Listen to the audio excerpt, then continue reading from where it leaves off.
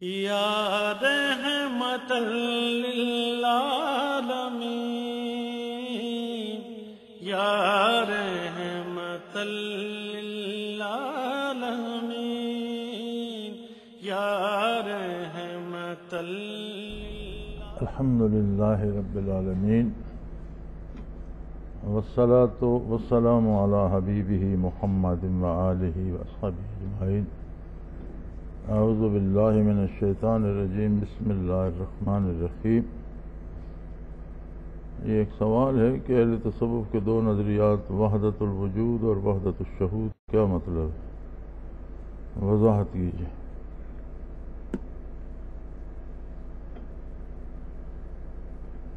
صوفیاء کے مختلف مدارج، مختلف مراکبات اور مختلف کیفیات ہوتی ہیں۔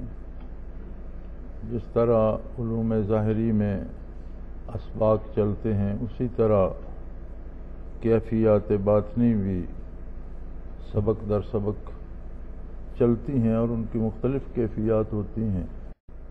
تو جن دوستوں کے اسباق ہیں وہاں تک آپ اور جنہیں مشاہدہ ہے اندازہ فرماتے ہوں گے کہ جب مراقبہ فنا کیا جاتا ہے تو اس میں ہر چیز فنا ہوتی نظر آتی ہے، حتیٰ کہ ساری کائنات فنا ہو جاتی ہے، کچھ باقی نہیں بچتا، اپنا آپ بھی کوئی چیز باقی نہیں رہتی، ہر چیز فنا ہو جاتی۔ اس کے بعد جب بقاء باللہ کا مراقبہ کیا جاتا ہے، وَيَبْقَى وَجْهُ رَبِّكَ ذُو الْجَلَالِ وَالْإِكْرَامِ، تو ہر وجود کے ساتھ قادر مطلق کے انوارات نظر آتے ہیں جن کی وجہ سے وہ قائم ہے۔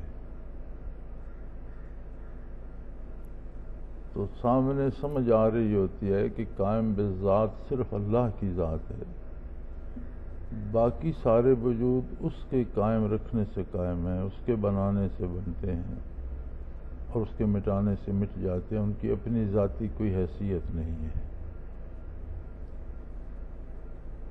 جب اس کیفیت سے صوفیاء گزرے تو انہوں نے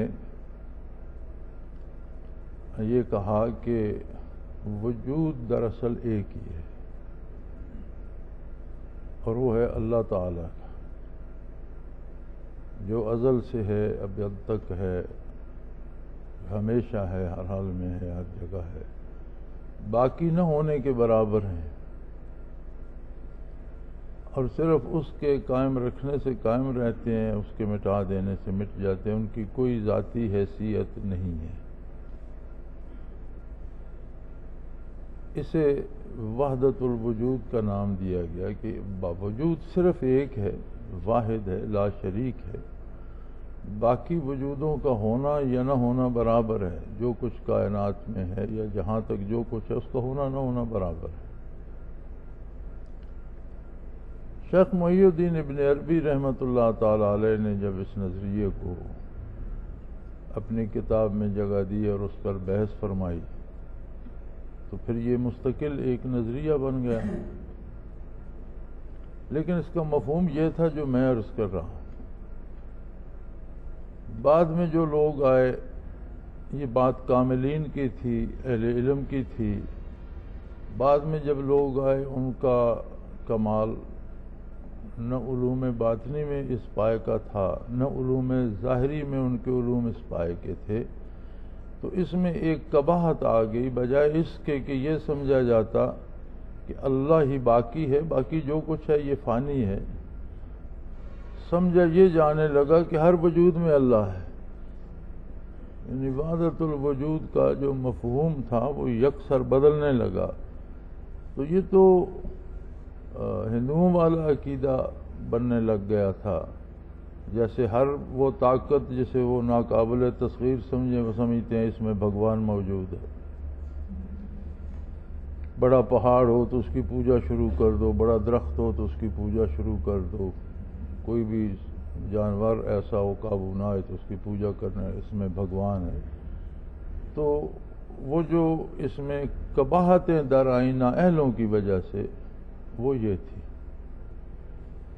ان قباحتوں کی وجہ سے حضرت مجدد الثانی رحمۃ اللہ تعالی علیہ نے اس کے مقابلے میں بدل کر وحدت الشہود کا لفظ دیا کہ ہر چیز، ہر وجود اس کی وحدت پہ گواہ ہے. ہر وجود کی جو ذات ہے وہ اس کی قدرت کاملہ پہ گواہ ہے اور اس کی شہادت دے رہی ہے. تو یہ ان قباحتوں سے بچنے کے لیے اس کی اصلاحی صورت تشکیل دی گئی جس میں خطرہ کم تھا یا نہ ہونے کے برابر تھا. اب جسے گمراہ ہونا ہو اور کوئی ایسی گستاخی کر بیٹھے کہ اللہ کریم اسے رد کر دے تو وہ تو گمراہ ہوتا ہی ہے. یادی بہی میں یشاء یضل بہی میں یشاء یادی بہی میں یشاء. قرآن حکیم کتاب ہدایت ہے، لوگ اس کی وجہ سے اعتراض تراش کر گمراہ ہو جاتے ہیں. تو جو آب حیات پی کر مر جائے اب اس کا کیا علاج ہے. لیکن وہ جو خطرات تھے وہ اس وحدت شہود میں، اور یہ اصطلاح جو ہے وحدت شہود کی، اس میں وہ خطرات ختم ہو گئے اور اصل بات نکھر کر سامنے آ گئی کہ ہر وجود کی اپنی ایک حیثیت ہے. کیونکہ اللہ نے اسے تخلیق فرمایا ہے، اسے حقوق دیے ہیں، اسے زندگی دی ہے یا اسے شعور دیا ہے، لیکن وہ گواہ ہے اللہ کی قدرت کاملہ پر. تو وحدت شہود سے مراد یہ ہے کہ ایک ہی گواہی ہر وجود دے رہا ہے. وہ انسان ہے یا حیوان ہے، جاندار ہے، نباتات ہے، آسمان ہے یا زمین ہے، کوئی وجود بھی ہے تو وہ ایک ہی شہادت دے رہا ہے، اور سب کی شہادت جو ہے وہ اللہ کی قدرت کاملہ پر ہے، اس کے خالق اور اس کے قادر مطلق ہونے پر ہے. تو یہ ان خطرات سے بچنے کے لیے جو لوگوں کی علمی یا باطنی استعداد کی کمزوری کی وجہ سے وحدت وجود کی اصطلاح سے در آئے تھے، ان سے بچنے کے لیے یہ راستہ اپنایا گیا وحدت شہود کا. تو یہ اصطلاحات ہیں، یہ نظریات نہیں ہیں، یہ اصطلاحات ہیں. نظریات یا عقائد وہی ہیں جو شریعت مطہرہ نے بیان فرما دیے. اب مختلف کیفیات کے اظہار کے لیے مختلف اصطلاحات ہیں. میں یہ نہیں سمجھتا کہ یہ کوئی عقائد ہیں یا نظریات ہیں، یہ اصطلاحات ہیں جن سے اس کیفیت کا اظہار مطلوب ہے. تو اپنی اصل میں دونوں درست ہیں، ان میں اختلاف نہیں ہے. صرف یہ ہے کہ وحدت وجود جب کہا گیا تو اس میں خطرات در آئے، اور بجائے اس کے کہ یہ سمجھا جاتا کہ ہر وجود جو ہے اس کی ذاتی کوئی حیثیت نہیں ہے، وہ اللہ کے قائم رکھنے سے قائم ہے، اور وہ قائم نہ رکھے تو قائم نہیں ہے، سمجھا یہ جانے لگا کہ ہر وجود ہی اللہ ہے.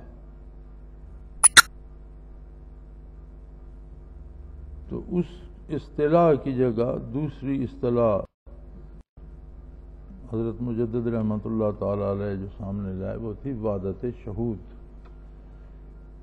کہ ہر وجود کی شہادت جو ہے وہ ایک ہے اور اللہ کی وحدت پر ہے، اور اس کے خالق کائنات، خالق کل اور قادر مطلق ہونے پر ہے. تو یہ دو نظریات ہیں، اور دراصل یہ اہل علم کی باتیں ہیں اور ایسے لوگوں کی باتیں ہیں جن کے پاس علوم ظاہر بھی ہوں اور انہیں کمالات باطنی بھی حاصل ہوں. تو عموماً اہل علم جو اس شعبے میں آتے ہیں تو یہ ان کے بحث کرنے کی باتیں ہیں. جب عوام کی سطح پہ آتی ہیں تو وہ اپنے اس استعداد اور اپنی سمجھ اور اپنے علم کے مطابق اسے سمجھتے ہیں اور اس میں غلطیاں ہوتی ہیں. دراصل بات ایک ہی ہے، اس کے لیے اصطلاحیں دو ہیں، اور یہ تو بنیادی عقائد میں سے ہے کہ اللہ کریم باقی ہے، باقی ہر چیز فانی ہے. یہ تو جو بنیادی عقیدہ ہے اسلام کا اس میں سے ہے کہ قائم بالذات صرف اللہ ہے، باقی ہر چیز فانی ہے، اور جسے اللہ بناتا ہے بنتی ہے، جسے اللہ مٹا دیتا ہے مٹ جاتی ہے۔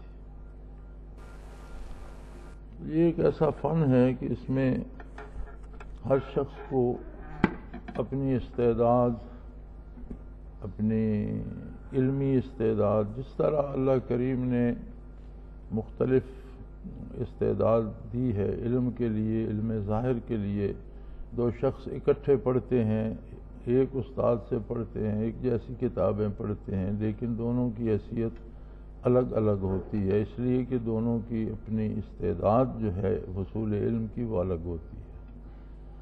اسی طرح بے شمار لوگ اللہ اللہ سیکھتے ہیں، کیفیات باطنی حاصل کرتے ہیں، ایک ہی استاد سے ایک ہی وقت میں کرتے رہتے ہیں، لیکن ہر ایک کا حال الگ ہوتا ہے، اور جس طرح کی کیفیات کی استعداد اللہ کریم نے اس کے وجود میں رکھی ہوتی ہے، اس طرح کی کیفیات بھی وہ حاصل کرتا ہے، اور جس طرح کا شعور و آگہی کا مادہ اس میں اللہ کریم نے رکھا ہوتا ہے، اسی طرح سے وہ سمجھتا ہے۔ تو اصولی بات یہ ہے کہ جو بنیادی عقائد ہیں شریعت کے وہ اصل ہیں، آگے یہ سب تشریحات ہیں، اور کوئی تشریح ان حدود سے متجاوز نہیں ہونی چاہیے جو شریعت مطہرہ نے متعین فرما دی ہیں۔ ان حدود کے اندر وضاحتیں ہیں، تفصیلات ہیں، جیسے قرآن حکیم کی تفسیر میں بے شمار تفصیل لکھی، حضرات نے اللہ مفسرین کرام پر کروڑوں کروڑوں رحمتیں نازل فرمائے، لیکن اس سب کا جو ہے معیار یہ ہے کہ وہ جتنی تفصیل میں چلے جائیں وہ تفصیل ان حدود کے اندر ہونی چاہیے جو حضور اکرم صلی اللہ علیہ وسلم نے متعین فرما دی۔ شارحین حدیث نے حدیث مبارکہ پر بڑی لمبی بحثیں فرمائی ہیں، مختلف لوگوں نے اعتراض کیے، حضرات نے ان کے جواب دیے، اور ایک ایک حدیث پر بہت بڑی بڑی لمبی بحثیں ہیں۔ تو شرط بنیادی صرف یہ ہے کہ جو نبی کریم صلی اللہ علیہ وسلم کی مراد تھی، اس ارشاد سے آپ صلی اللہ علیہ وسلم کی مراد کیا تھی، اس کی دلیل یہ ہے کہ صحابہ کرام نے اس کا کیا مفہوم سمجھا، اس پر حضور کے سامنے کیسے عمل کیا، اور حضور نے اس کی تصدیق فرمائی، وہ ہو جاتی ہے ان الفاظ سے مراد کیا تھی۔ اس حد کے اندر جتنی تشریح جتنی تفصیل ہو ہوتی رہے، جب اس حد سے متصادم ہوگی تو باطل ہو جائے گی، کیونکہ حق اس حد کے اندر ہے۔ اسی طرح صوفیات کے مراقبات ہوتے ہیں، کیفیات ہوتی ہیں، مختلف کیفیات سمجھتے ہیں وہ، اور ان کی تعبیرات ان کو دیتے ہیں، لیکن ان سب کی بھی شرط یہی ہے کہ شریعت مطہرہ کی حدود کے اندر جو کچھ ہے وہ حق ہے۔ جہاں سے کسی کی کیفیت یا کسی کا کشف یا کسی کا الہام شریعت سے متصادم ہوگا تو وہ باطل ہو جائے گا اور شریعت برحق ہے۔ ہوتا یہ ہے کہ انبیاء علیہ الصلاۃ والسلام نے بھی ساری شریعت کشف و الہام سے وحی سے حاصل فرمائی۔ وحی کی کیفیت بھی صرف نبی پہ ظاہر ہوتی ہے، کوئی دوسرا جو پاس بیٹھا ہو اور وحی نازل ہو رہی ہو تو دوسرے کو سمجھ نہیں آتی۔ اسی طرح کشف و الہام بھی صاحب کشف و الہام پہ وارد ہوتا ہے، کوئی ساتھ دوسرا بیٹھا ہو اسے سمجھ نہیں آتی۔ لیکن نبی صلی اللہ علیہ وسلم پر جو وارد ہوتا وہ دو باتیں یقینی تھیں اس میں۔ ایک تو حضور اکرم صلی اللہ علیہ وسلم پہ جو کچھ وارد ہوتا وہ حق ہوتا تھا، اس میں شیطان مداخلت نہیں کر سکتا۔ دوسری بات یہ تھی کہ جو کچھ حضور پہ وحی سے یا کشف سے یا نبی کا خواب بھی وحی الہی ہوتا ہے، خواب سے بھی اگر کوئی بات نبی پہ وارد ہوتی ہے تو وہ بھی وحی ہوتی ہے، اور وہ بھی برحق ہوتی ہے، نہ اس میں شیطان مداخلت کرتا ہے اور نہ اللہ کے نبی کو سمجھنے میں غلطی لگتی۔ جو کشف اور مشاہدہ صوفیاء کو ہوتا ہے وہ بھی وہی ہوتا ہے جو نبی کو ہوتا ہے۔ اس لیے کہ باتباع نبی اور نبی کی اطاعت میں فنا ہونے سے وہ برکات نصیب ہوتی ہیں، لیکن یہاں بہت بڑا فرق ہے، اسے سمجھنے میں بھی غلطی لگ سکتی ہے اور اس کے مشاہدے یا اس کے القاء یا کشف میں شیطان بھی مداخلت کر سکتا ہے۔ یہ دونوں خطرات ولی کے ساتھ موجود ہیں جو نبی کے ساتھ نہیں ہیں، لہذا ہر ولی کا کشف و مشاہدہ محتاج ہے نبی کے ارشادات عالیہ کا۔ اگر حضور کے احکام کی حدود کے اندر ہے، اس کے مطابق ہے تو درست ہے۔ دوسری بات یہ ہوتی ہے اگر متصادم ہے تو باطل ہے۔ دوسری بات یہ ہوتی ہے کہ جو کشف نبی کو ہوتا ہے، جو الہام نبی کو ہوتا ہے، جو وحی نبی پہ آتی ہے، جو خواب اللہ کا نبی دیکھتا ہے، ساری امت اس کی مکلف ہوتی ہے، پوری امت کو وہ ماننا پڑتا ہے۔ جو مشاہدہ ولی کو ہوتا ہے کوئی دوسرا بندہ اس کا مکلف نہیں۔ صاحب مشاہدہ اگر اس کا مشاہدہ شرعی حدود کے اندر ہے تو وہ اس پر عمل کرنے کا پابند ہے، اسے اس پر عمل کرنا چاہیے، لیکن کوئی دوسرا بندہ اس کے کشف کا پابند نہیں ہے کہ فلاں کو یہ کشف ہوا اس لیے میں یہ عمل کروں نا۔ یہ شان صرف انبیاء علیہ الصلوۃ والسلام کا ہے۔ تو لہذا کوئی بھی نظریہ ہو یا اسے آپ اصطلاح کہیں یا کشف کہیں یا مشاہدہ کہیں تو بنیاد شریعت مطہرہ ہے اور ارشادات نبوی اور قرآن اور حدیث ہے اور سنت ہے، اس کے اندر اس کی تشریحات، اس کی تفصیلات علماء کو اللہ کریم علم کے راستے بتا دیتا ہے، علم کے ذریعے سمجھا دیتا ہے، اور بڑی بڑی لمبی بحثیں علماء حضرات نے فرمائی ہیں، اور علماء ہی کو یہ مشاہدات بھی نصیب ہوتے ہیں۔ جو اس طرف آ جائے اسے اللہ کریم کشف اور مشاہدے سے سمجھا دیتا ہے، لیکن یہ ساری احکام شریعت کی تفصیلات تو ہو سکتی ہیں، کوئی نیا حکم نہیں ہو سکتا اور شرعی حدود سے باہر بھی نہیں ہو سکتی۔ وآخر دعوانا الحمدللہ رب العالمین۔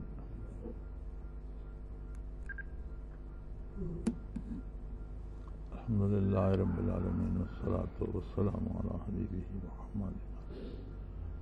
اللہم ربنا لا تقتلنا بغضبک ولا تهلكنا بعذابک، ربنا لا تسلط علینا من لا يرحمنا أنت ولینا فی سبیلنا، اللہم رب یسر ولا تعسر، اللہم ربنا اهدنا الصراط، اللہم ربنا نور قلوبنا بنور المعرفة والایمان وارزقنا اتباع نبیک واتباع خلفاء الراشدین، صلی اللہ تعالی علی حبیبی محمد رحمتک یا رحمت للعالمین، یا رحمت للعالمین، یا رحمت للعالمین، الہام جامع ہے تیرا